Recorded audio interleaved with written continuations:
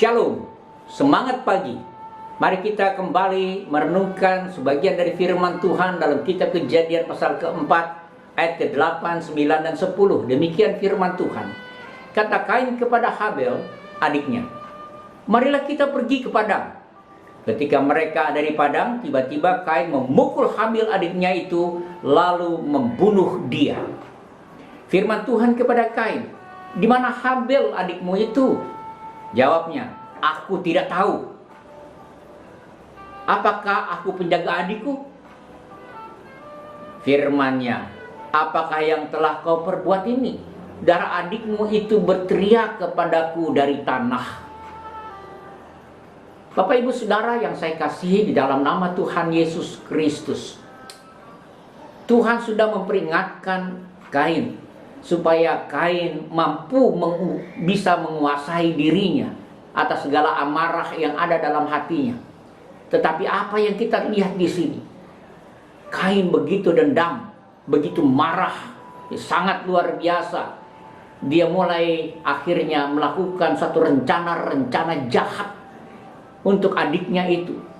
Dan apa yang dilakukannya? Ia mengajak adiknya ke padang, dan di sana ia memukul adiknya dan membunuh adiknya. Ketika ia sudah membunuh adiknya, Tuhan datang menghampiri Kain supaya Kain sadar dengan segala apa yang dia perbuatnya. Namun apa yang terjadi ketika Tuhan bertanya kepada Kain, di mana adikmu? Di mana Habil adikmu itu? Dan satu hal yang dijawab, yang penting, yang perlu kita garis bawahi apa yang dikatakan, aku tidak tahu. Apakah aku penjaga adikku? Saudaraku yang saya kasihi di dalam nama Tuhan Yesus Kristus, ada begitu banyak di dalam hidup kita, kita tidak mau mengerti, menerima firman Tuhan sebagai firman Tuhan. Ada beberapa tipe, ada orang yang betul-betul tidak tahu kebenaran firman Tuhan. Ada orang yang sedikit tahu, sedikit melakukan. Ada orang yang tahu, tetapi tidak mau melakukan. Ada orang yang tahu dan melakukan. Nah, saudaraku yang saya kasih, ada 4 hal yang kita bisa perhatikan di situ. Tetapi yang paling parah adalah ketika kita tahu, tetapi kita tidak mau tahu. Mungkin saudaraku ada begitu banyak ayat-ayat Alkitab yang menegur kita supaya kita berubah dalam hidup kita. Tetapi kita tidak mau tahu ayat-ayat itu karena ayat itu menyakitkan kita. Ayat itu bagi kita menjadi penghalang untuk kita dapat berbuat sesuatu yang menguntungkan diri kita. Karena kita lebih selfish, lebih egois, lebih mementingkan diri kita sendiri. Sampai-sampai kita tidak mau ayat tersebut menegur kita, menolong kita, membimbing kita. Kita tidak mau tahu itu. Sekalipun kita tahu, itu harus kita lakukan.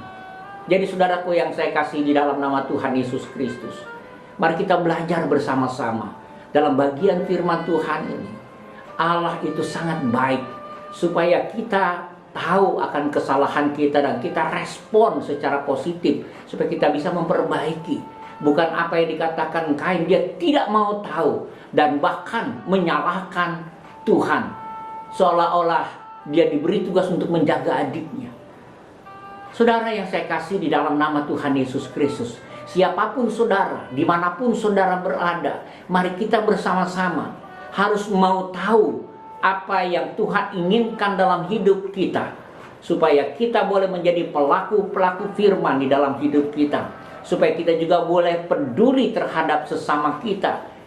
Karena Tuhan berharap saudara dan saya boleh menjadi bagian-bagian yang penting, karena kita sungguh-sungguh ada atas izin Tuhan ada di muka bumi ini untuk melakukan firman-Nya, untuk memuliakan nama Dia.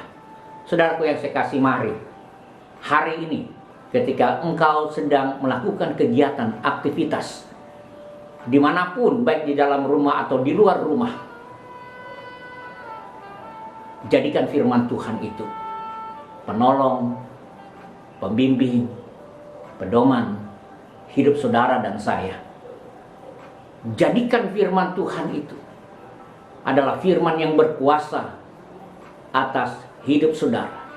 Jangan biarkan saudara berkata, saya tidak mau tahu, tetapi saya mau tahu dan saya mau melakukan firman Tuhan dalam hidup saya.